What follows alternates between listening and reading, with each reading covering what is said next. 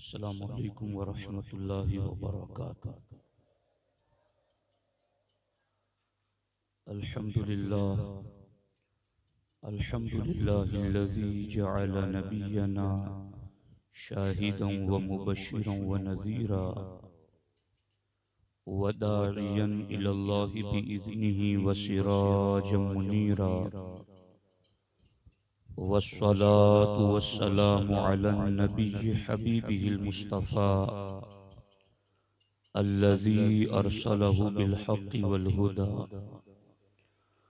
व अला आलिहि व अस्हाबिहि उलिस सिद्क़ि वस्सफ़ा अम्मा बअद फ़अऊज़ु बिल्लाहि मिनश शैतानिर रजीम बिस्मिल्लाहिर रहमानिर रहीम फ़लम्मा क़ज़यना अलैहिल मौत मा दल्लहुम सदक़ल्लाहुल अलीयुल अज़ीम व सदक़ रसूलुहुन नबियुल अमीनुल मुख्तारुल करीमुर रऊफ़ुर रहीम। लायक सत तकरीम हाज़रीन महफ़िल मीलाद,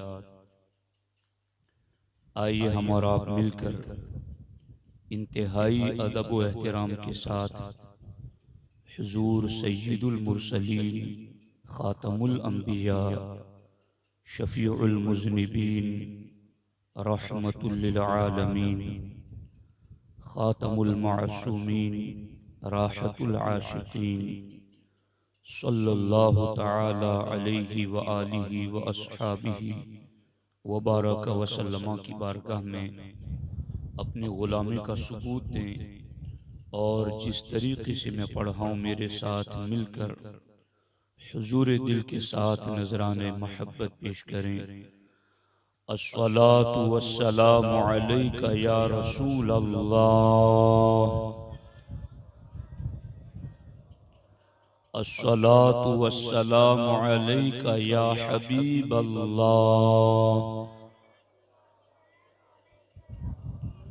अस्सलातु वस्सलामु अलैका या नबी अल्लाह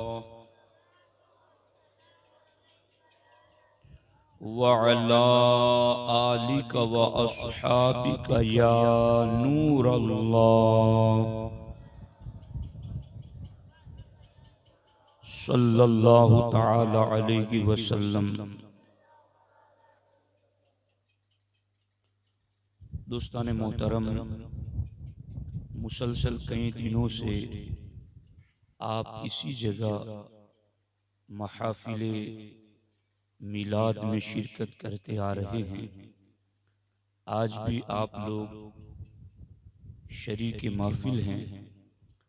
अल्लाह जल्ला मजदूहुल करीम इन तमाम महफिल को अपनी बारगाह करम में कबूल फरमाएं और इन तमाम महफिल को अल्लाह जल्ला मजदूहुल करीम हमारे लिए और हमारे वालिदैन के लिए मग़फ़िरत का ज़रिया बनाए। दोस्तान मोहतरम, आज हमारी गुफ्तगू का मौजू है अक़ीदा हयातुन नबी और उसकी अहमियत। इमाम अहले सुन्नत फरमाते हैं, अंबिया को भी अजल आनी है मगर ऐसी कि फ़क़त आनी है। अजल का माना है मौत। अंबिया को भी अजल आनी है मगर ऐसी कि फ़क़त आनी है। फिर उसी आन के बाद उनकी हयात मिसले साबिक़ वही जिस्मानी है। अंबिया को भी अजल आनी है मगर ऐसी कि फ़क़त आनी है। फिर उसी आन के बाद उनकी हयात मिसले साबिक़ का माना है पहले की तरह। फिर उसी आन के बाद उनकी हयात मिसले साबिक़ वही जिस्मानी है। रूह तो सबकी है जिंदा उनका, रूह तो सबकी है जिंदा उनका, जिसमें पुरनूर भी रूहानी है। रूह तो सबकी जिंदा है उनका, जिसमें पुरनूर भी रूहानी है। उसकी अज़वाज को जायज है निकाह, उसकी अज़वाज को जायज है निकाह। उसका तरका बटे जो फानी है, उसकी अज़वाज को जायज है निकाह। उसका तरका बटे जो फानी है। ये हैं हई अबदी रजा उनको, ये हैं हई अबदी रजा उनको। सिद्क़े वादा की क़ज़ा मानी है। ये हैं हई अबदी रजा उनको, सिद्क़े वादा की क़ज़ा मानी है। तू जिंदा है वल्लाह, तू जिंदा है वल्लाह, मेरी चश्मे आलम से छुप जाने वाले। चमक तुझसे पाते हैं सब पाने वाले, मेरा दिल भी चमका दे चमकाने वाले। दोस्ताने मोहतरम, मेरी दरख्वास्त है कि मजमा के दरमियान दौरान गुफ्तगू कोई न उठे, न कोई इधर उधर मुतवज्जे हो। प्यास लगे तो थोड़ी देर बर्दाश्त कर ले, पौना घंटा एक घंटा हमें गुफ्तगू करनी है। हमारे मकसद और नीयत ये होती है कि जो मफहूम हमारे दिलो दिमाग में है वो आपको समझा दे। तो कहीं ऐसा ना हो कि किसी की उठक बैठक की वजह से वो मजमून हमारे जहन से गायब हो जाए और हमें समझाने में कोई दिक्कत पेश आए। तो आपसे मेरी दरखास्त है, मर्द औरतें सब के ध्यान से सुने। दोस्ताने मोहतरम, जब भी हम दुनिया में किसी इंसान को बेफायदा, बेमकसद और उसकी जात को लायानी बताना चाहते हैं, तो हमारे उर्फ में हम ये लफ्ज इस्तेमाल करते हैं कि ये तो जीते जी मरा हुआ है। यानी किसी से अगर कोई उम्मीद वाबस्ता न हो, किसी से किसी तरह की खैर की तवक्को न हो, किसी से किसी किस्म के फायदे की उम्मीद न हो, तो लोग उसकी मुर्दनी हालत को जिक्र करते हुए कहते हैं कि ये तो जिंदों में मरा हुआ है, इसको शुमार क्यों कर रहे हो, इसको क्यों गिन रहे हो। तो जब किसी को बेफायदा बेमकसद लायानी बताना होता है तो हम उसको मुर्दा बता करके इन सारी बातों का इजहार कर देते हैं। बल्कि जहां उसकी बेफायदगी और उसका बेकार और बेमकसद बताने के लिए हम उसके मुर्दापन को बयान करते हैं, वहीं पर किसी की तजलील मकसूद हो, किसी की तौहीन मकसूद हो, किसी को नीचा दिखाना मकसूद हो, तो वहां पर भी ये लफ्ज जिक्र किया जाता है कि छोड़ो इसकी बात क्यों कर रहे हो, ये तो मरा हुआ है। तो दोस्ताने मोहतरम, जहां किसी की तौहीन और तजलील मकसूद हो या जहां किसी का वजूद बेफायदा और बेमकसद बताना मकसूद हो, तो वहां पर यह कहा जाता है कि ये मुर्दा है, मरा हुआ है, इससे कोई उम्मीद नहीं, किसी फायदे की तवक्को नहीं। नबी के बारे में अगर ये अकीदा मान लिया जाता कि माअज़ल्लाह, 100,000 बार माअज़ल्लाह, कि जिस तरह देवबंदियों ने, वहाबियों ने अपनी किताब में लिखा, इस्माइल दहलवी ने, कि माअज़ल्लाह नबी मरकर मिट्टी में मिल चुके हैं, अगर इस बात को कौम मान लेती तो फिर जानते हो आगे उसके असरात क्या होते, आगे उसके नताइज क्या होते।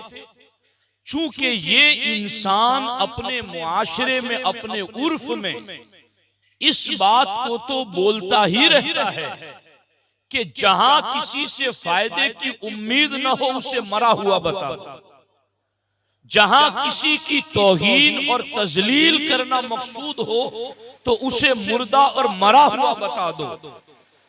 अगर वहाबियों के इस अकीदे को उम्मत मान लेती तो फिर उनके लिए बाकी मसलों को मनवाना बहुत आसान हो जाता। यानी किन किन मसलों को मनवाना उनके लिए आसान हो जाता।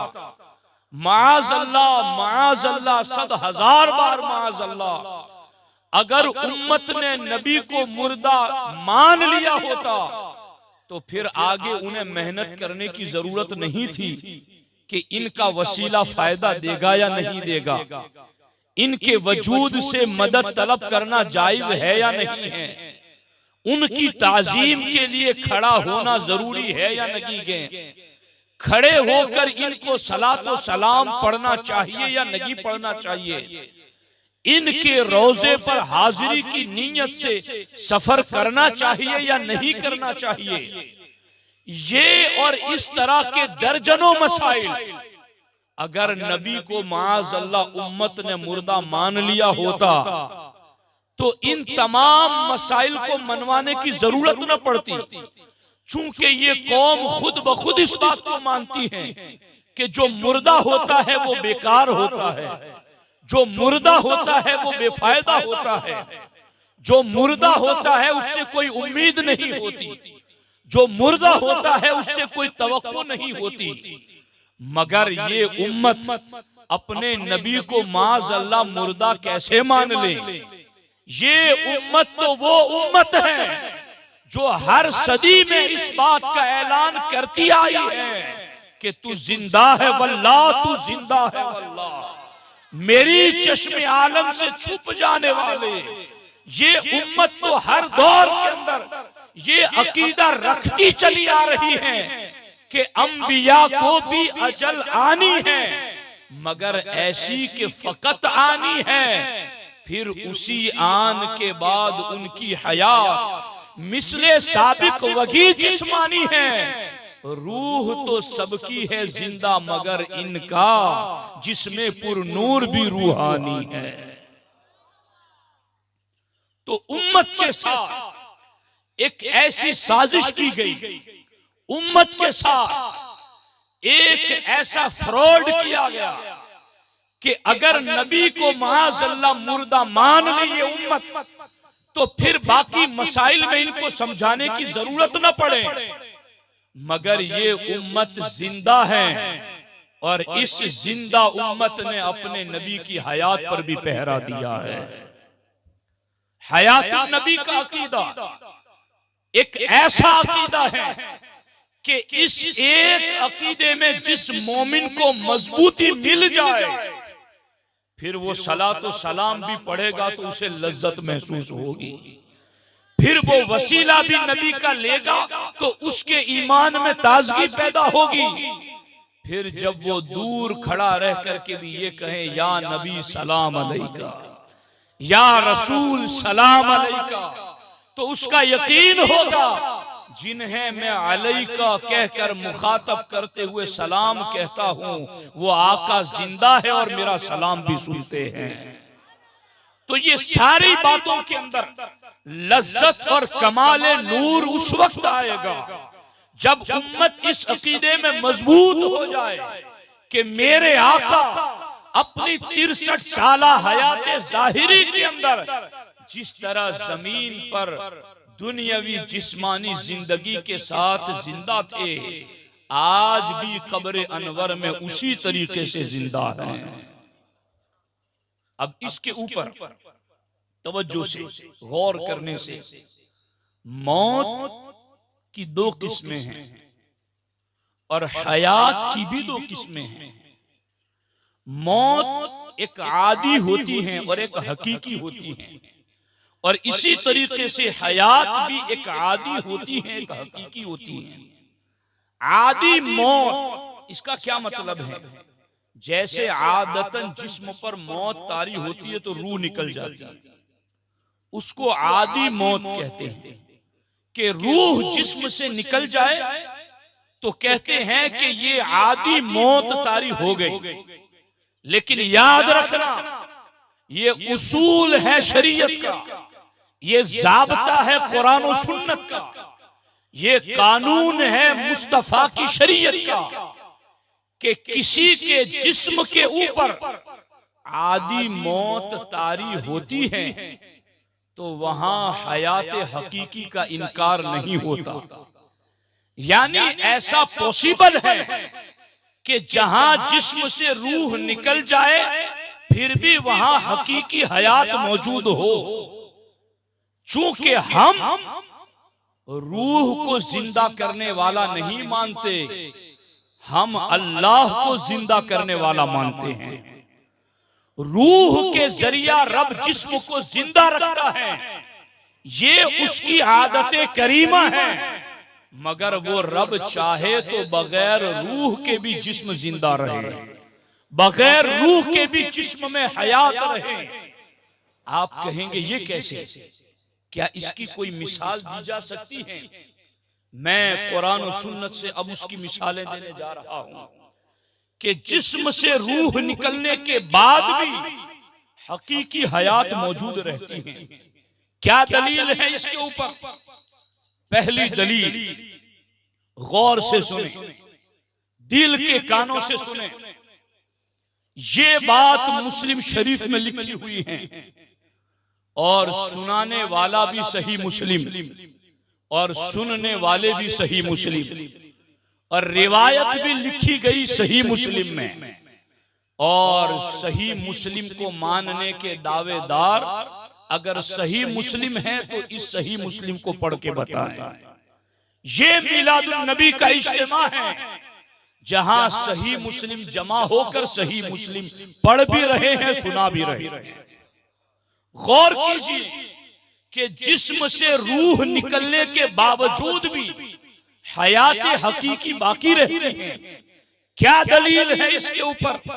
सही मुस्लिम उठाकर देखो, हजरत मसऊद बिन हिराश, हजरत रबी बिन हिराश, हजरत रिबी बिन हिराश, ये तीनों सगे भाई हैं और तीनों जलीलुल कद्र ताबईन हैं और तीनों भाई शागिर्द हैं उमर फारूक आजम के। ये तीनों भाई शागिर्द हैं बाबे मदीनतुल इल्म मौला मुर्तजा के। ये तीनों भाई शागिर्द हैं हजरत अब्दुल्लाह इब्ने मसूद के। और ये तीनों भाई मुक्तदी हैं अबू बकर सिद्दीक के। बहुत बड़ी शान, परहेजगार, नेक सीरत, मुत्तकी, दीनदार, इन तीनों भाइयों ने मिलकर के अजीब किस्म की कसमें खाई। मसूद बिन हिराश ने ये कसम खाई कि जब तक मुझे पता न चल जाए कि मैं जन्नती हूं तब तक मैं हंसूंगा नहीं, तब तक मैं मुस्कुराऊंगा नहीं। चूंकि हंसना तो खुशी के लिए होता है और खुशी तो वो मनाए जिसको मालूम हो जाए कि वो जन्नती है। तो मुझे जब तक अपना जन्नती होना मालूम नहीं हो जाता तब तक मैं हंसूंगा नहीं, तब तक मैं मुस्कुराऊंगा नहीं। एक कसम इन्होंने खाई, रबी बिन हिराश और रिबई बिन हिराश, इन दोनों भाइयों ने दूसरी कसम खाई कि हम उस वक्त तक कलाम न करेंगे, हम उस वक्त तक बात न करेंगे जब तक हमें अपना जन्नती होना मालूम न हो जाए। और उन्होंने कलाम तर्क कर दिया। उस भाई ने हंसना छोड़ दिया। कलाम छोड़ने वाले सिर्फ सलाम करते और सलाम का जवाब देते, जो कि उनके ऊपर लाजिम होता था। बाकी उसके अलावा कोई कलाम न करते थे, क्योंकि इन्होंने कसम उठा ली थी कि जब तक हमें अपना जन्नती होना मालूम न हो जाए तब तक मसूद बिन हिराश कहते हैं मैं हंसूंगा नहीं। रबी बिन हिराश और रिबी बिन हिराश कहते हैं कि तब तक हम दोनों कलाम नहीं करेंगे। अब हालात यूं बदले कि जब मसूद बिन हिराश के लिए मौत का वक्त करीब आया, जैसे ही उनकी रूह उनके जिस्म से निकली, उन्होंने मुस्कुराना शुरू कर दिया, उन्होंने हंसना शुरू कर दिया। रूह जिस्म से निकल चुकी है मगर वो मुसलसल हंसते ही जा रहे हैं। गुस्ल देने वाला गुस्ल दे रहा है और वो हंसते जा रहे हैं। कफन देने वाला कफन पहना रहा है और वो हंसते चले जा रहे हैं। इनको जनाजा पढ़ाया जा रहा है और वो हंसते ही चले जा रहे हैं। कब्र में उतारा जा रहा है और वो हंसते ही चले जा रहे हैं। पूछो इस दुनिया के नज्द के चेलों से कि रूह निकलने के बाद अगर जिस्म में हयात नहीं रहती है तो मसूद बिन हिराश के जिस्म से रूह निकलने के बाद वो क्यों मुस्कुरा रहे थे, वो क्यों हंस रहे थे? गुस्ल देते वक्त भी हंस रहे थे, कफन पहनाते वक्त भी हंस रहे थे, कब्र में उतारे जाते वक्त भी हंस रहे थे। इनके पास उनके अकीदे के मुताबिक कोई जवाब न होगा। इस मकाम पर जवाब देगा तो वो जवाब देगा जिसके अकीदे की तर्जमानी बरेली के ताजदार ने की है। वही जवाब देगा कि वो हमारा अकीदा है कि रूह निकलने के बाद भी हकीकी जिंदगी सलामत रहती है। दोनों दूसरे भाई रबी बिन हिराश और रिबई बिन हिराश, इन दोनों का जब इंतकाल हुआ, जैसे ही इनके जिस्मों से रूह निकली, इन दोनों ने बोलना शुरू कर दिया। इन दोनों ने कलाम करना शुरू कर दिया। कलाम में क्या बोलते थे, बोल में क्या कहते थे? दोनों रूह निकलते ही कलाम शुरू कर देते हैं। अल्लाह की कितनी नेमतें हैं, अल्लाह का कितना करम है। अल्लाह की नेमतों को जुबान से बोलना शुरू कर दिया। गुस्ल देने वाला गुस्ल दे रहा है और इनकी जुबान से बातें जारी हो रही हैं। कफन पहनाने वाला कफन पहना रहा है और उनकी जुबान से कलाम जारी है। इनका जनाजा पढ़ाया जा रहा है और इनकी जुबान से कलाम जारी है। इन्हें दफनाया जा रहा है और इनकी जुबान पर कलमा जारी है। इन तीनों भाइयों की जिंदगी इस अकीदे की वाज़ेह तर्जमानी कर रही है कि रूह के जिस्म से निकलने के बाद भी हयात हकीकी सलामत रहती है, हकीकी जिंदगी सलामत रहती है। तो गौर करें इस मकाम पर। ये है सही मुस्लिम और ये है सही मुस्लिमों का मजमा और ये है उनकी महफिले मिलाद के नबी का कलमा पढ़ने वाला, वो भी सहाबी नगी, सहाबा का गुलाम और उनका मुक्तदी, अगर उसके जिस्म से रूह निकल जाए फिर भी उसकी हयात हकीकी बाकी और सलामत है, तो फिर जिस नबी का कलमा पढ़ा है उनके जिस्म से रूह निकल भी जाए तो उनकी हयात सलामत है, उनकी हकीकी जिंदगी बाकी है। इस पर मैं एक और दलील, और वो भी शाह वलीउल्लाह ने इज़ालतुल खिफा में लिखी और दीगर मुहद्दिसीन ने भी अपनी किताबों में लिखा। हजरत ज़ैद बिन खारिजा रज़ियल्लाहु ताला अन्हु, ये भी जलीलुल कद्र ताबईन हैं। उनका इंतकाल हुआ, गुस्ल दिया गया, कफनाया गया और जब जनाजा सामने रख कर के जनाजा पढ़ने की तैयारी हो रही थी तो आवाज आना शुरू हो गई। अहमदुल फिल किताबिल अव्वल, अबू बकर अस्सिद्दीकुल अकबर फिल किताबिल अव्वल, उमर अल फारूकुल आज़म फिल किताबिल अव्वल, उस्मान ज़ुन्नुरैन फिल किताबिल अव्वल। इस तरीके की आवाज आने लगी। अब जब ये आवाज आई, जनाजा सामने पड़ा है, सहाबा ताबईन सफ़े लगाए हुए हैं, आवाज आ रही, दाएं बाएं मुड़ करके देखा, आवाज तो सुनाई दे रही है मगर कोई आवाज देने वाला नजर नहीं आ रहा है।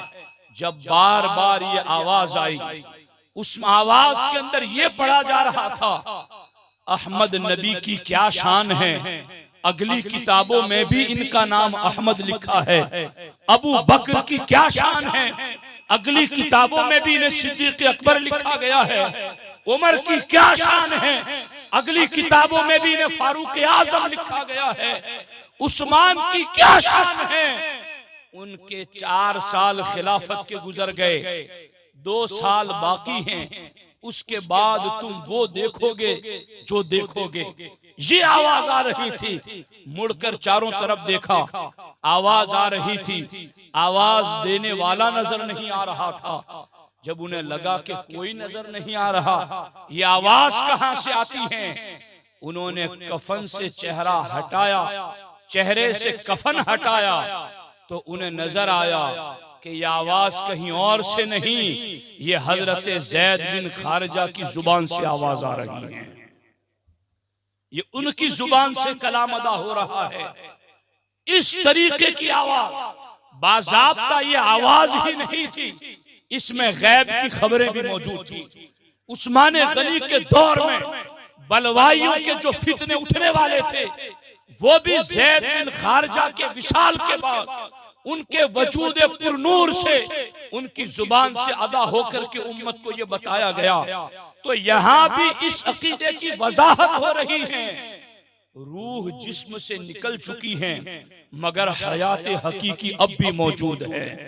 जिस्म से रूह का रिश्ता टूट चुका है, मगर अब भी हकीकी जिंदगी मौजूद है। ये दलील भी इस बात को वाज़े कर रही है, जिनका कलमा पढ़ने वाला उम्मती रूह निकलने के बाद जिंदा है, उनका नबी तो बदरज औला जिंदा है। दोस्ताने मोहतरम, इन 2 दलीलों के बाद अब मैं मुतवज्जो होता हूं उन 2 दलीलों की तरफ कि जिस्म तो रूह थी फिर निकल गई, मगर अब मैं वो 2 दलीलें दे रहा हूं जहां रूह इंसानी का कोई तसव्वुर नहीं, रूह हैवानी का भी कोई तसव्वुर नहीं, रूह नबाती का भी कोई तसव्वुर नहीं। ये जो दरख्तों की बात करते हो कि ये सरजीव है, निर्जीव है, ये जो आज की साइंस और स्कूल में पढ़ाया जाता है कि ये फूटने वाले दरख्त, उसमें भी हयात है, मगर अब मैं वो दलीलें दे रहा हूं 2 कि जिसके अंदर हयात की कोई किस्म नहीं है। जो लोगों ने मान रखी है, उनमें से हयात की कोई किस्म इन 2 मिसालों में नहीं है, मगर फिर भी हयात हकीकी उनमें मौजूद है। कैसे? इमाम अबू नुऐम ने दलाइलुन नबुव्वत में इस बात को लिखा, और हजरत इमाम रूमी ने मसनवी शरीफ में इस बात को लिखा कि जब अबू जहल अपनी मुट्ठी में कंकरियां लेकर हमारे आका अलैहिस्सलाम के सामने आया और कहा, बताओ मेरी इस मुट्ठी में क्या है, तुम बताओ तो मैं तुम्हें मान जाऊंगा। हमारे आका अलैहिस्सलाम ने फरमाया, मैं बताऊं कि तेरी मुट्ठी में क्या है, या जो तेरी मुट्ठी में है वो बताए कि मैं कौन हूं, तू क्या चाहता है। तेरी मुट्ठी के अंदर 8 कंकरियां हैं, अपनी मुट्ठी को कान तक ले जा, वो कंकरियां खुद बताएगी कि मैं कौन हूं। अबू जहल ने जब अपनी मुट्ठी को कान के करीब ले गया, तो उन कंकरियों से आवाज आ रही थी, अशहदु अल्ला इलाहा इल्लल्लाह व अशहदु अन्ना मुहम्मदर रसूलुल्लाह। उन कंकरियों ने भी अल्लाह की तौहीद की गवाही दी, मुस्तफा की रिसालत की गवाही दी। अब यहाँ तो बात समझ में आती है कि यहाँ तो रूह का कोई तसव्वुर नहीं है। इंसान के जिस्म में तो रूह आई फिर निकली और आपने उसमें हयात हकीकी मानी, मगर पत्थर में तो इंसानों वाली कोई रूह नहीं थी, जानवरों वाली भी कोई रूह नहीं थी, नबात और जमीन से उगने वाले सब्जों वाली कोई रूह नहीं थी। उसके जिस्म से रूह का निकलना तो दूर की बात, रूह पत्थर में होती ही नहीं है, मगर फिर भी वो कत्थर पत्थर बोल रहा है, कलाम कर रहा है, अल्लाह रसूल की गवाही दे रहा है। इससे पता चला रूह निकल जाए वहां तो हयात हकीकी रहती ही है, जहां रूह होती ही नहीं है वहां भी हयात हकीकी मौजूद होती है, वहां भी हयात हकीकी मौजूद होती है। और दूसरी दलील वो बारहा आपने इश्क के हवाले से सुनी होगी, मेरे आका हुजूर सैयदुल मासूमीन सल्लल्लाहु अलैहि वसल्लम, खातमुल मासूमीन सल्लल्लाहु अलैहि वसल्लम, आप मस्जिद नबवी में खुतबा देते तो एक सुतून था जिसको सुतून हन्नाना कहते हैं। हन्नान, हन्नाना चीख चीख करके रोने वाला, सुतून हन्नाना। हुजूर जब खिताब करते, खुतबा देते तो उसकी पीठ से उससे पुश्त लगा करके खिताब करते थे। एक अंसारी सहाबी ने बारगाह रिसालत अला साहिबी हस्सलातु वस्सलाम में दरखास्त पेश की, हुजूर मेरे पास एक बढ़ई है, वो ये चीजें बनाता है, हुजूर अगर आप इजाजत दें तो मैं आपके लिए लकड़ी का मिंबर बनवा लूं ताकि आप उस पर बैठ करके खिताब दिया करें। तो मेरे आका अलैहिस्सलाम ने फरमाया जैसी तुम्हारी मर्जी। उन्होंने वो मिंबर बनाया लकड़ी का, ला करके मस्जिद नबवी में वो मिंबर रखा गया। मेरे आका हुजूर सैयदुल मुरसलीन सल्लल्लाहु अलैहि वसल्लम जब मिंबर बन गया तो उस खजूर के खुश्क तने से, ये खजूर की जो लकड़ी थी जिससे हुजूर पीठ लगाते थे, ये कोई हरा भरा दरख्त नहीं था, ये दरख्त से कटा हुआ था, ये खुश्क लकड़ी थी, सूखी हुई लकड़ी थी। दुनिया जिस दरख्त को सरजीव मानती है, मुमकिन है उसमें कोई हयात नबाती मान ले, मगर यहाँ तो खजूर का खुश्क तना है, उसमें हयात रूहानी, उसमें हयात इंसानी और हयात नबाती भी नहीं है। उससे जब हुजूर ने पीठ लगाना छोड़ दिया और सरकार मिंबर की तरफ चले गए, अब खजूर का वो खुश्क तना, सहाबा कहते हैं हुजूर की जुदाई में इतना चीख करके रोया, हमें लगा कि हमारे कलेजे फट जाएंगे, कि वो हुजूर की जुदाई में ऐसे रो रहा था जैसे ऊंटनी से उसका छोटा बच्चा अलग कर देने पर ऊंटनी रोती है, ऊंटनी बिलबिलाती है, ऊंटनी आवाज निकालती है। इसी तरीके से वो खजूर का खुश्क तना मुस्तफा की जुदाई में रो रहा था। सहाबा कहते हैं मस्जिद नबवी में उसकी आवाज गूंज रही थी, हर कोई सुन रहा था कि खजूर का ये खुश्क तना रो रहा है। अब मुझे बताओ उसके जिस्म से कब रूह निकली थी? क्या रूह का वहां कोई वजूद था? क्या रूह का वहां कोई तसव्वुर था? रूह नहीं थी तो फिर उस खजूर के खुश्क तने ने कलाम कैसे किया? खजूर के खुश्क तने से आवाज कैसे आई? खजूर का खुश्क तना रोया कैसे?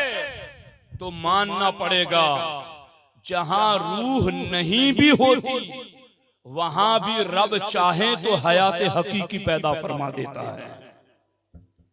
तो जब कंकर के अंदर जिसमें न हयात इंसानी, न हयात हैवानी, न हयात नबाती है, खजूर के खुश्क तने में न हयात इंसानी, न हयात नबाती और न किसी और किस्म की हयात, फिर भी वो हयात हकीकी मौजूद हैं। वो कलाम भी करते हैं। जो नबी को माअज़ल्लाह 100,000 बार माअज़ल्लाह, 100,000 बार माअज़ल्लाह, जो नबी के बारे में ये लिख दे कि मेरी ये छड़ी तो मुझे फायदा देती है कि उससे मैं किसी जानवर को हटा सकता हूं, किसी नुकसानदेह चीज को हटा सकता हूं, मगर माज़अल्लाह नबी से इतना भी फायदा नहीं होता।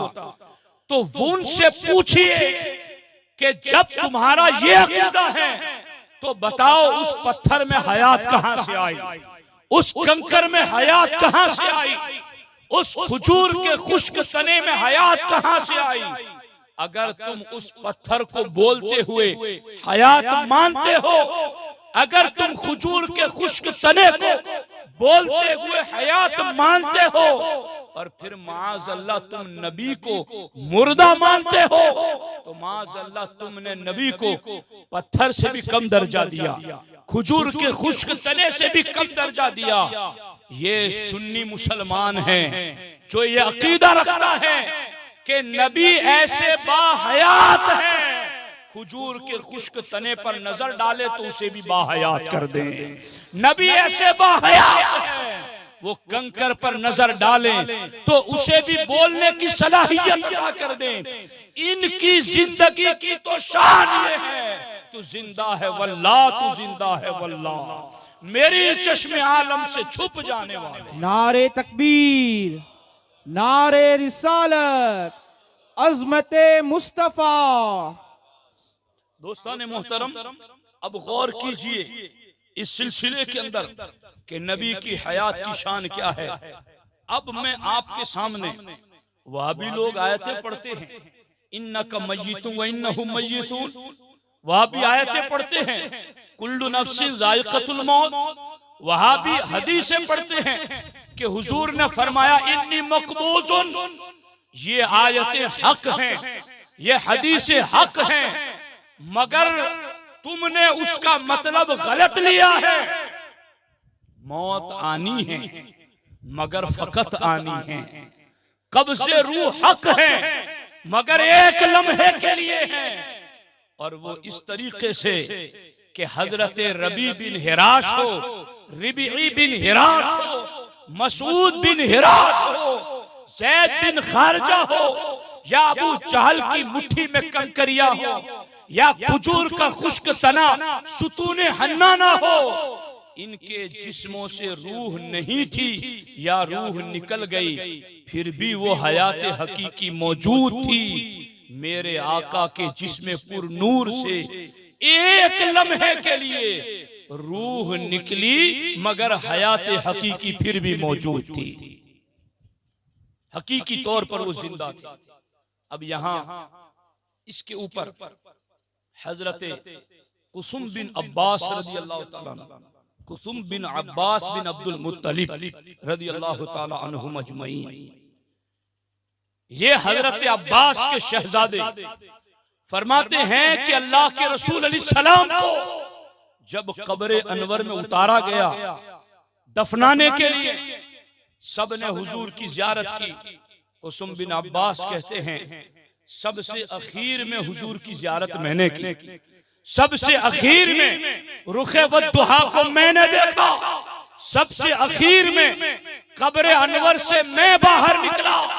हजरत कुसुम बिन अब्बास कहते हैं जब मैंने सबसे अखीर में कब्र अनवर में हुजूर का दीदार किया और कब्र अनवर से मैं बाहर निकल रहा था, मेरी हैरत की इंतहा न रही।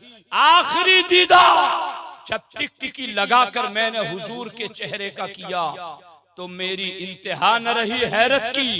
मैंने देखा हुजूर को कब्र अनवर में लिटाया गया है मगर आका के लबहाए मुबारक जुम्बिश कर रहे हैं, आका के लबहाए मुबारक हिल रहे हैं, हुजूर के होंठ मुबारक हरकत कर रहे हैं।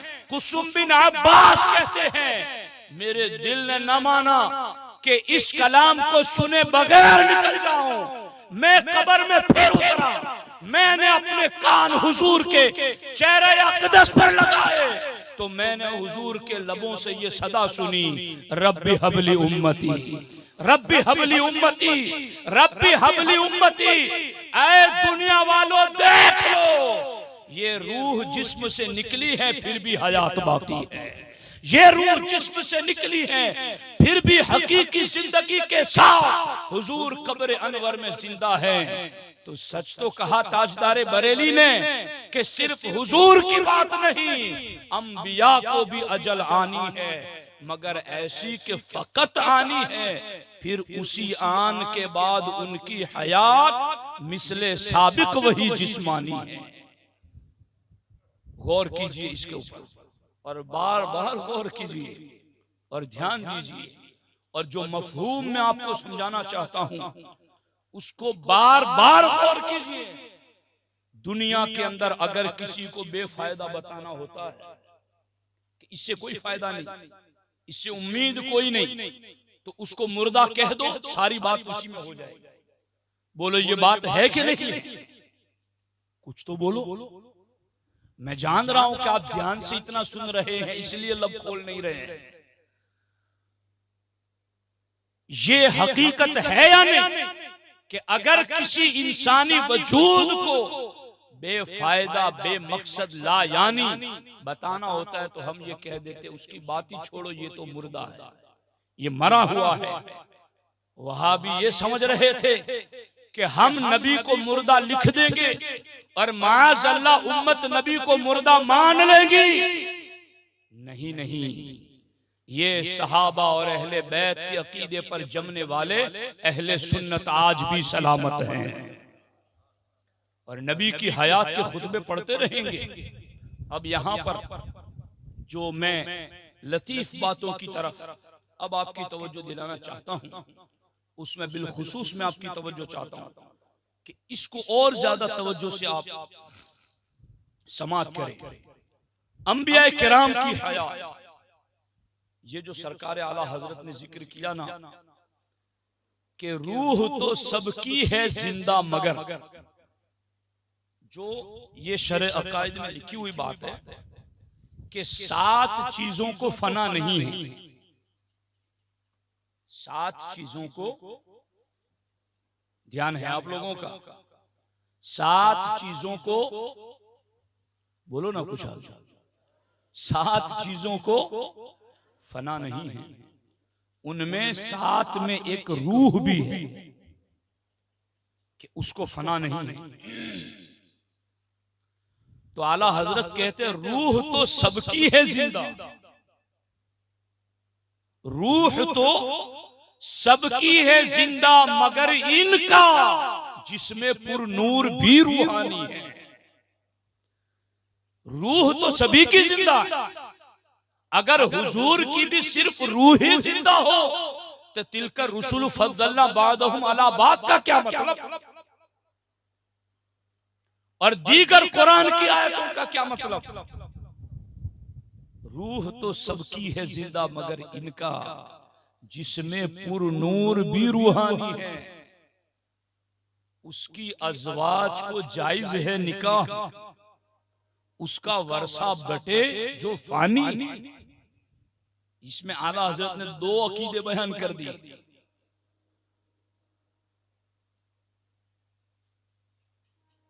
दो अकीदे आला हजरत ने बयान कर दिए। अज़वाजे मुतहरा हुजूर सय्यदुल मुरसलीन सल्लल्लाहु अलैहि वसल्लम की पाकीज़ा बीवियां हुजूर के विसाले ज़ाहिरी के बाद उनके साथ किसी का निकाह जायज नहीं। हुजूर अलैहिस्सलातु वस्सलाम के विसाले ज़ाहिरी के बाद उनकी पाकीज़ा बीवियों के साथ किसी का निकाह जायज नहीं है। अरे उसकी बीवी किसी से निकाह करे जिसका शौहर मर गया हो, यहां किसी से निकाह नबी की बीवी क्यों करे? इनके सरताज मुस्तफा जाने रहमत तो जिंदा है। उसकी अज़वाज को जायज है निकाह। ये है आला हज़रत का कमाल।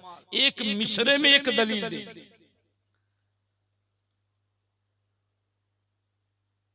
ऐ रज़ा रश के अनादिल तेरे नगमों पे निसार।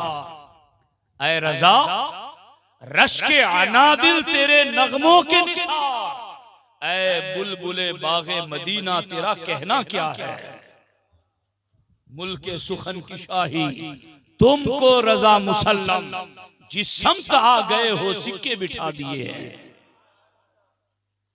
उसकी अज़वाज, अज़वाज माने बीवियां, उसकी अज़वाज को जायज है निकाह, उसका विरसा बटे जो फानी है।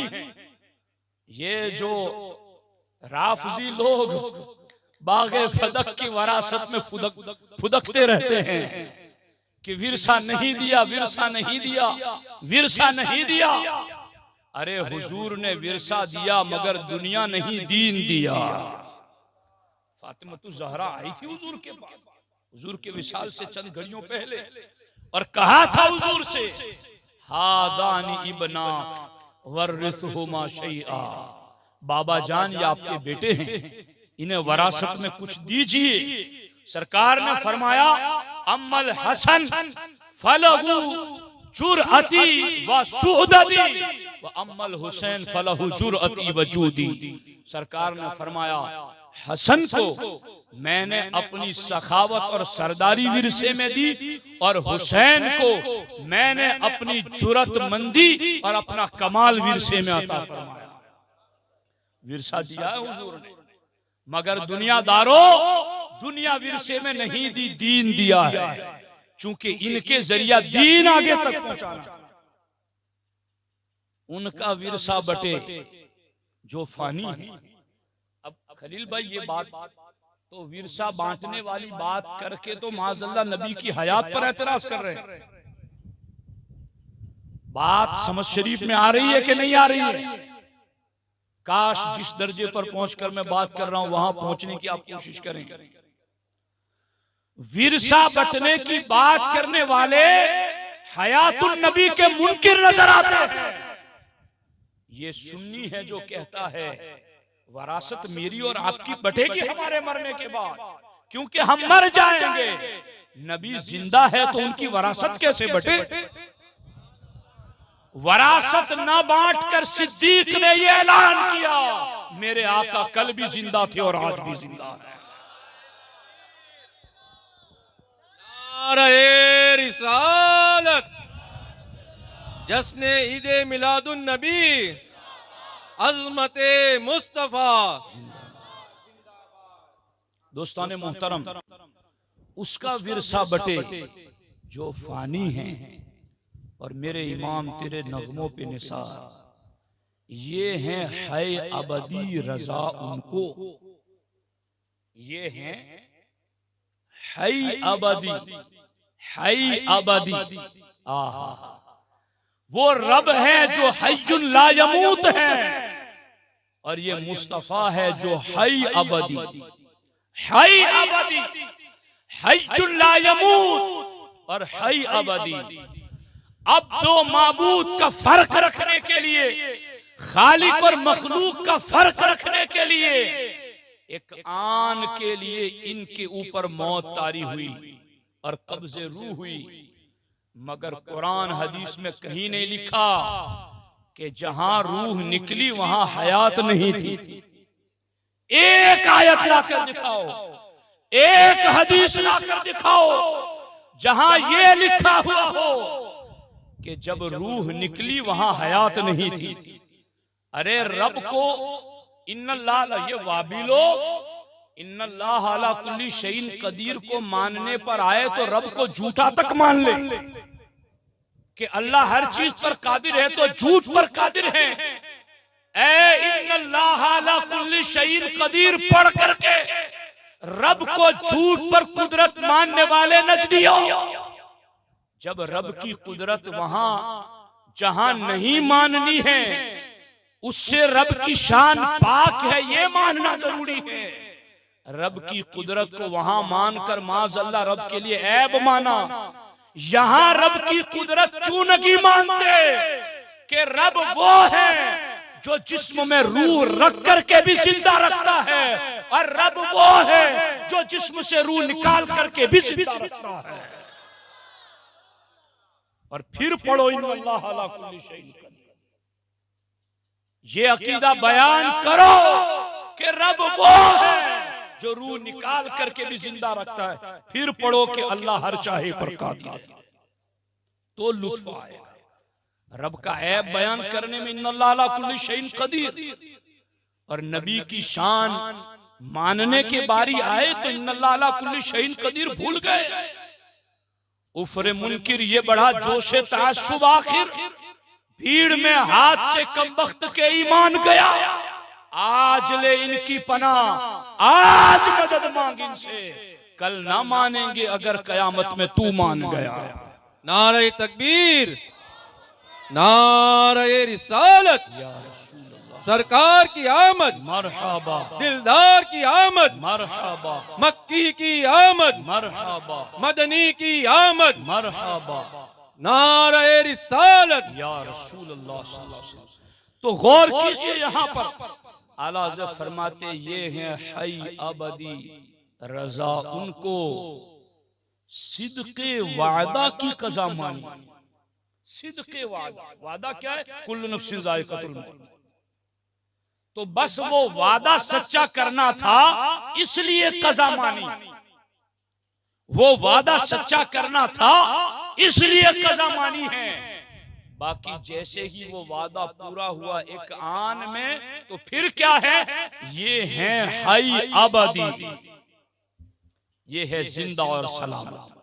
दोस्ताने मोहतरम, अब मैं इस गुफ्तगू का एक आखिरी जुज़ पेश कर रहा हूं, और इस पर तवज्जो कीजिए। और वो बात ये है, हमारे नबी हुजूर सय्यदुल मुरसलीन सल्लल्लाहु अलैहि वसल्लम को अगर कोई वैसे जिंदा मानता है कि जैसा कब्र में जिस्म सलामत है और कफन लिपटा हुआ है, और बस नींद और ख्वाब में जैसे बंदा होता है वैसे है, अगर कोई वैसा मानता है तो मैं कहता हूं वैसा तो हुजूर के गुलाम भी जिंदा है।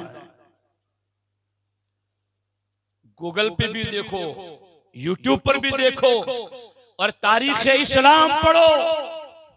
हजरत हुज़ैफा बिन यमान और हजरत अब्दुल्ला इब्ने जाबिर, ये दोनों सहाबी रसूल, दोनों की कब्र दरियाए दजला के किनारे पर थी। 1929 का सन था, आज 2023 है ना, 100 साल गुजरने में चंद साल बाद 1929 में इराक के बादशाह के ख्वाब में हजरत हुज़ैफा और हजरत अब्दुल्ला इब्ने जाबिर दोनों तशरीफ लाए, और ख्वाब में आकर के कहा हम दोनों की कब्रों में पानी आ रहा है, हमें अपनी कब्रों से निकालो और किसी और जगह दफनाओ। बादशाह इस्लाम ने जैसे ही ये ख्वाब देखा, उन्होंने दूसरे ही दिन तहकीक कराई कि देखो वहां तक पानी पहुंचता है या नहीं पहुंचता। फिर तहकीक कराई गई तो उन्होंने सोचा कि कब्र अनवर से उनके मजार से थोड़ा हटकर एक पक्की दीवार बना दी जाए ताकि वहां तक पानी न पहुंच सके और मजार के अंदर गीलापन न हो। दीवार बना दी गई, मगर फिर दूसरी मर्तबा ख्वाब में आकर उन्होंने कहा हमारी कब्रों में पानी आ रहा है, हमारे जिस्मों को यहां से निकालो। तीसरी बार ख्वाब आया तो उस वक्त के बादशाह इस्लाम ने वहां के काजी को बुलाया, काजी इस्लाम को, और बुला करके उनसे कहा कि मुझे ऐसा ख्वाब आया और 3 बार आया, क्या करना चाहिए। सारे उलमा को इकट्ठा किया गया। ये बात रिकॉर्ड पर मौजूद है, ये कोई किस्सा कहानी नहीं, असल हकीकत है। उलमा को बुलाया गया इराक में और सारे उलमा ने इस पर मशवरा किया तो सबका इत्तेफाक इस चीज पर हुआ कि चलो इनकी कब्रें खोली जाए और देखा जाए कि क्या वाकई में कब्रों में नमी आ गई है, कब्रों में पानी आ गया है। अगर कब्रों में नमी आ गई होगी तो उनके अजसाम को दूसरी जगह दफनाएंगे, और पानी नहीं आया होगा तो फिर वहीं रहने देंगे। ऐलान किया इराक की गवर्नमेंट ने कि फला तारीख को हजरत हुज़ैफा बिन यमान और हजरत अब्दुल्ला इब्ने जाबिर रदियल्लाहु ताला अन्हुमा की कब्रें खोली जाएगी। ऐसे ही ये अखबारों में छपा, दुनिया में पता चला, तो वो हज का मौसम था। जो हज पर गए हुए थे उन्होंने, सऊदी गवर्नमेंट ने, वहां के लोगों ने कहा कि आप इस तारीख को थोड़ा मौखर और लेट कर दें, ताकि इस मंजर को हम भी देखना चाहते हैं, हम भी इस अजीम मौके पर शिरकत करना चाहते हैं। जब इराक की गवर्नमेंट तक ये दरख्वास्त पहुंची तो फिर वो तारीख मुलतवी की गई और अगली डेट जाहिर की गई जिसमें हज की अदायगी हो जाए, लोग हाजिर आ जाएं। मुतय्यना तारीख पर वहां के उलमा, सूफिया, सालिहीन, मुक्तदर हजरा इन दोनों सहाबा के मज़ारात पर हाजिर आए, कब्रों को खोला।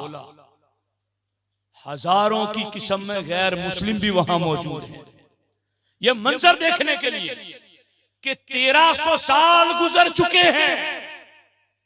ऐ इस्लाम की सदाकत के मतवालो, इस्लाम कोई झूठा अफसाना नहीं, इस्लाम इस दुनिया की सबसे बड़ी सच्चाई है।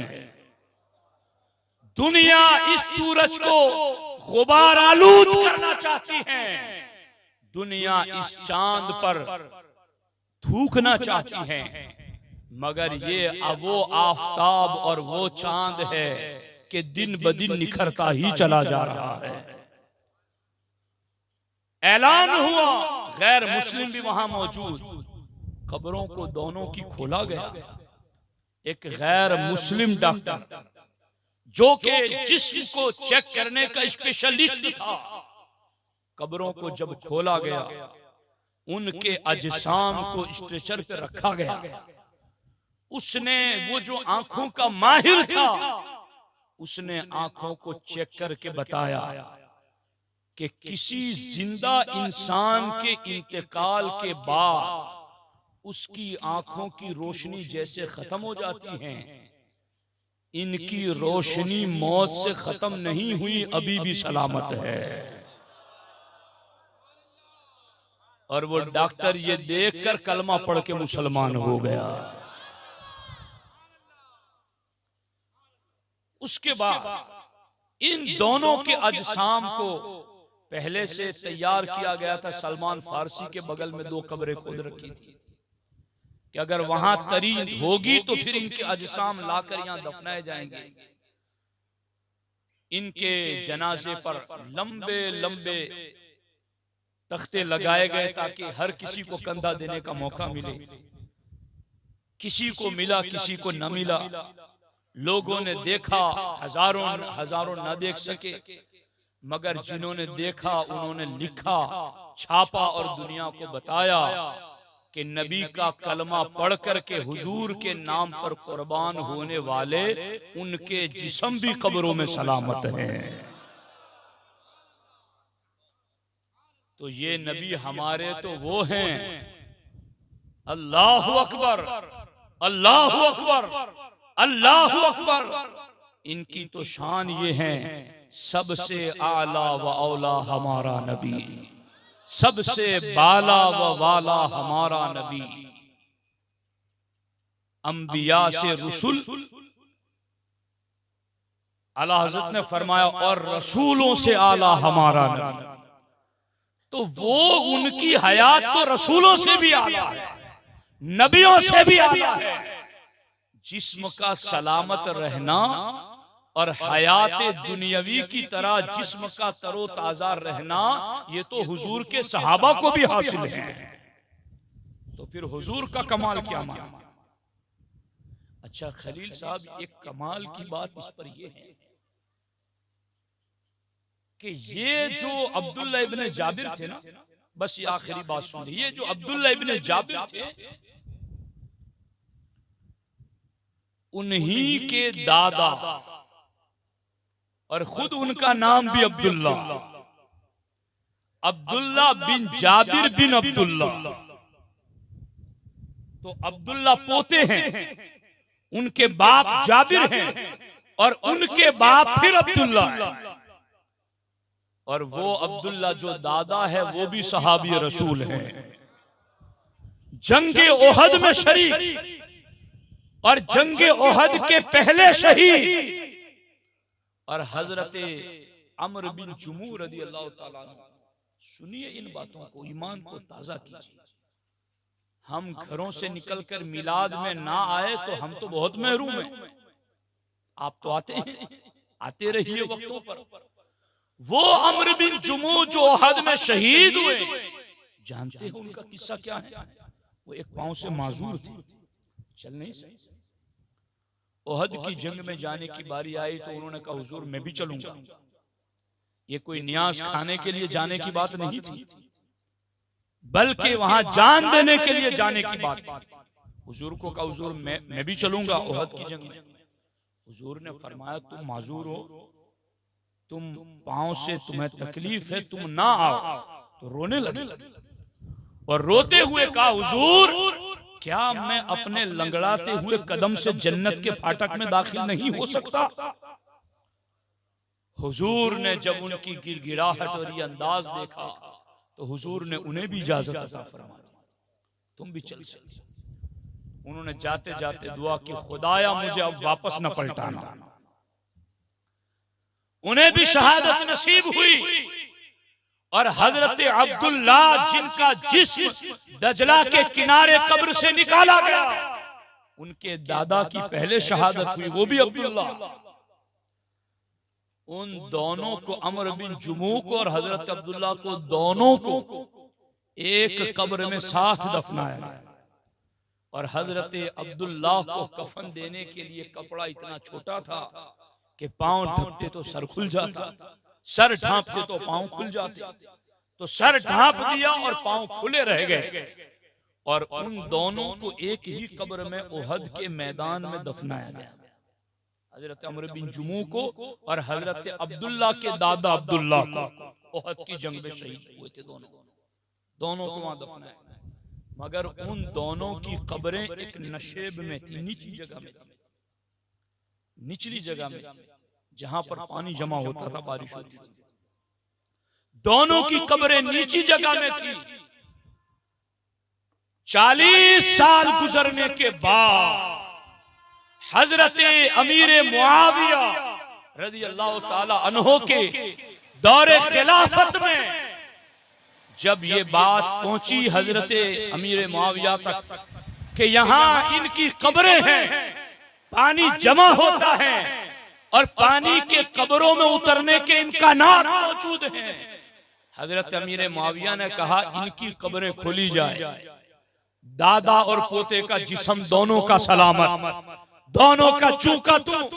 हजरत अब्दुल्ला ओहद के शहीद सहाबी रसूल 40 साल के बाद उनकी कब्र मुबारक खोली गई तो जहां जख्म लगा हुआ था उस जख्म पर उनका हाथ था। कब्र खोलने के बाद हाथ हटाया तो खून ऐसे ही बहने लगा। खून जैसा जारी था वैसा ही जारी नजर आने लगा।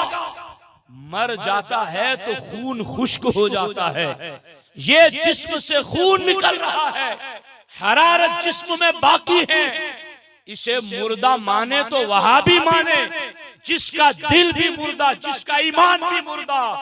जिस सुन्नी का ईमान जिंदा वो नबी को तो जिंदा मानता है, नबी के सहाबा को भी जिंदा मानता है। इनके जिस्म भी सलाम। कब्र अनवर खोली गई, जिस्म से हाथ हटाया गया तो जैसे खून पहले 40 साल पहले बात था वैसे ही बहने लगा। 40 साल के बाद दादा की कब्र खुली और 1300 साल के बाद पोते की कब्र खुली, मगर दोनों के जिस्म सलामत। इससे पता चला जिस्म की सलामती वाली हयात मानते हो तो ये तो नबी के गुलामों के लिए भी है, ये तो सहाबा अहले बैत शुहदा के लिए भी है, सालिहीन के लिए भी है। फिर हुजूर के लिए तुमने क्या माना? क्या तुमने उन्हें इमामुल अंबिया नहीं माना? क्या तुमने उन्हें खातमुल अंबिया नहीं माना? क्या तुमने उन्हें सय्यदुल मुरसलीन नहीं माना? अगर माना है तो फिर उसके तकाजे पूरे करो और मानो कि मेरे आका हुजूर सय्यदुल मुरसलीन 63 साला हयात जाहिरी में जैसे जिस्मानी तौर पर जिंदा थे, आज अपने रोज़े अक़दस में इसी तरीके से जिंदा और सलामत है। और ये हम अहले सुन्नत व जमात का किया।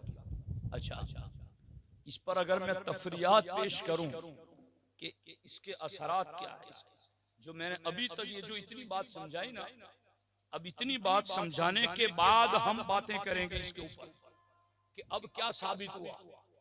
इतनी बातों में तो हमने हयात पर चंद दलीलें दी, अब हम ये बताएंगे कि जब ये हयात हो गई तो अब आगे क्या होगा।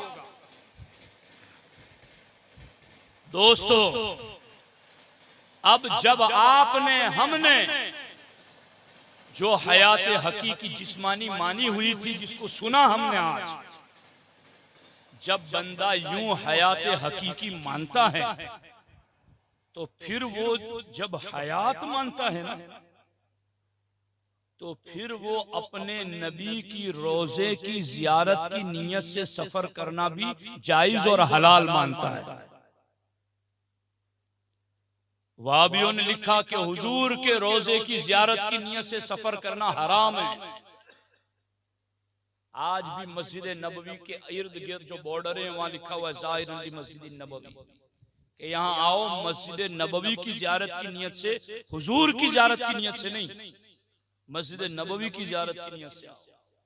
मैं कहता हूं अक्ल के अंधो, कुछ तो होश के नाखून लो कि ये मस्जिद नबवी बनी कैसे?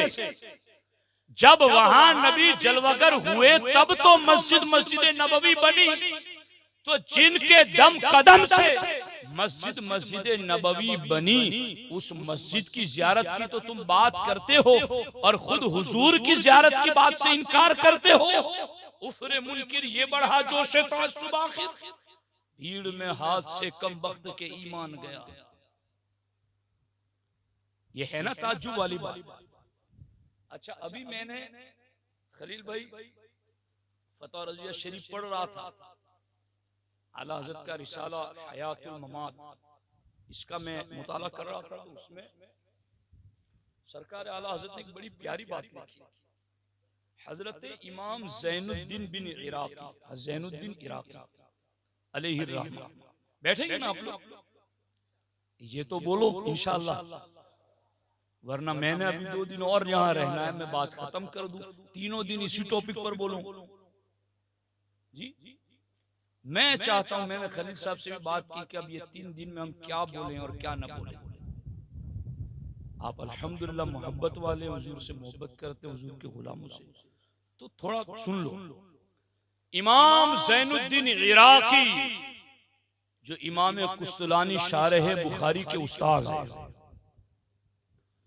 उन्होंने इरादा किया हजरत इब्राहीम अलैहिस्सलाम की मजार की जियारत का।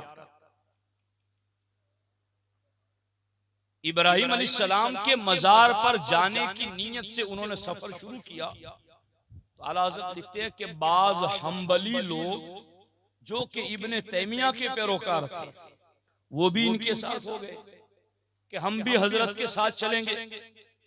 मगर चूंकि इब्ने तैमिया ने ही लिखा है ला तशुद्दुर रिहाल इल्ला इला सलासति मसाजिद वाली हदीस की ज़िम्न में, कि सिर्फ 3 मस्जिदों की नीयत से सफर करो, बाकी किसी और नीयत से सफर ना करो। तो उसने चूंकि इब्ने तैमिया का पैरोकार था, तो हजरत इमाम ज़ैनुद्दीन इराकी से उन हम्बलियों ने कहा कि हजरत आपके बारे में तो हमें पता चला कि आप हजरत इब्राहीम अलैहिस्सलाम के रोजे की जियारत की नीयत से जा रहे हैं, मगर हम तो इब्राहीम अलैहिस्सलाम की मस्जिद में नमाज पढ़ने की नीयत से जा रहे हैं। इतने पक्के थे अपनी बदअकीदगी में कि बात कह भी दी, उन्होंने पूछी नहीं थी मगर कह दी। चूंकि इनकी तौहीद को नबियों से बड़ा खतरा लगता है, हालांकि नबी ही तौहीद को सबसे ज्यादा पहुंचाने वाले, ये इनकी मत मारी गई। उन्होंने हम्बलियों ने कहा कि आप रोजे की ज़ियारत की नियत से जा रहे हैं हजरत इब्राहिम की, मगर हम तो इब्राहिम अलैहिस्सलाम की मस्जिद की ज़ियारत की नियत से और मस्जिद में 2 रकात नमाज पढ़ने की नियत से जा रहे हैं। हजरत इमाम ज़ैनुद्दीन इराकी ने कहा चलो तुमने तो ये नियत की, मगर मैं तो हजरत इब्राहिम के रोजे की ज़ियारत से ही जा रहा हूं। और उसके बाद उन्होंने कहा कि तुमने ये कह करके हदीस की मुखालफत की और मैंने अपनी बात बता करके हदीस पर अमल किया। उन्हें ताज्जुब हुआ, उन्होंने कहा ये कैसे? कहा हुजूर ने नहीं कहा कि मस्जिद की जियारत या मस्जिद में नेकी ज्यादा मिलने की नियत से अगर सफर कोई कर रहा है तो वो सिर्फ 3 मस्जिद की नियत से करे, या तो मस्जिद हराम या मस्जिद नबवी या मस्जिद अक्सा। इन 3 के अलावा ज्यादा सवाब की नियत से किसी और मस्जिद का सफर ना करे। तो तूने मस्जिद खलील अलैहिस्सलाम की नियत से और उसमें 2 रकात पढ़ने की नियत से सफर किया, तो तूने इस हदीस की मुखालफत की। और मुझे तो हुजूर ने कहा है फजूरूहा के मोमिनीन की कब्रों की जियारत करो, तो मैं तो इस हदीस पर अमल करते हुए जा रहा हूं। तो देखो इन लोगों को, अब माज़अल्लाह जो ये माने कि नबी मरकर मिट्टी में मिल गए हैं, जैसा कि देवबंदियों ने लिखा अपनी किताब में तक़वियतुल ईमान में, तो जब ऐसा अकीदा हो माज़अल्लाह के मरकर मिट्टी में मिल गए हैं, तो फिर बंदा वहां जाने के लिए लाखों खर्च क्यों करे? यानी ये बात अगर मान ले तो फिर क्यों जाए?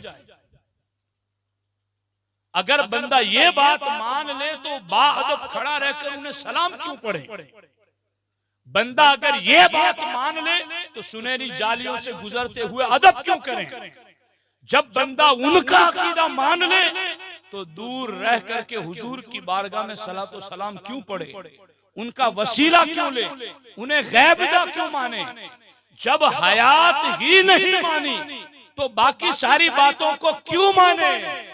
मगर सुन्नी इन सारी बातों को क्यों न माने? वो तो अपने नबी को हयात हकीकी के साथ जिंदा मानता है, इसलिए सुन्नी इन सारी बातों को मानता है। तो मेरे दोस्तों, ये है हयातुन नबी का अकीदा, और इस पर मिलने वाली ये सारी अलामात हुजूर के गुलामों के भी अजसाम यूं सलामत और बाकरामत रहते हैं।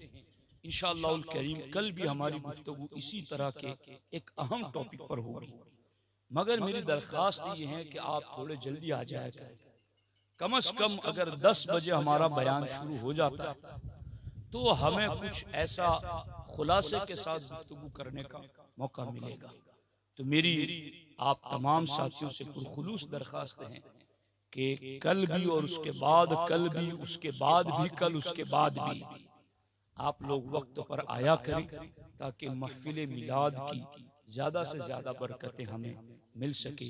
अल्लाह करीम की बारगाह में दुआ है, अल्लाह जल्ल मजदूल करीम हमें अपने प्यारे महबूब सल्लल्लाहु अलैहि वसल्लम का सच्चा पक्का उम्मती बनाए और उनकी सीरत और उनके फरामीन पर अमल की तौफीक अता फरमाए। अस्सलामु अलैकुम व रहमतुल्लाहि व बरकातहू।